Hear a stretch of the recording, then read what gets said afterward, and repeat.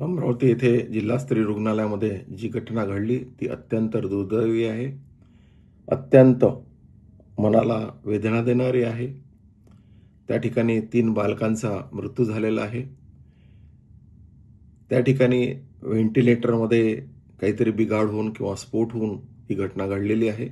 बाकी जी लहान मुलं आहेत ते सुखरूप आहे. वेगवेगळ्या ठिकाणी त्यांना ॲडमिटसुद्धा करण्यात आलेलं आहे. अशी घटना भविष्यात घडू नये यासाठी महाराष्ट्राचे मुख्यमंत्री देवेंद्रजी फडणवीस साहेब, पालकमंत्री बावनकुळे साहेब यावर लक्ष देऊन आहेच. ह्या ज्या घटना आहे, ह्या घटनेवरती कोणीही राजकारण करण्याची गरज नाही. कारण आपण त्या पालकांसोबत त्यांच्या दुःखामध्ये सहभागी झालो पाहिजे. त्यांना शासन म्हणून काय मदत करता येईल ती मदत केली पाहिजे. त्यांची जी भरपाई आहे, जे नुकसान झालं ती भरून काढणं शक्य नाही.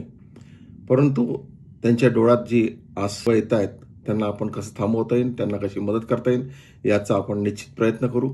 संपूर्ण महाराष्ट्रात असो की जिल्ह्यामध्ये असो, अशा अतिदक्षता विभागामध्ये कोणती अशी घटना घडणार नाही, याची आपण चौकशी करू.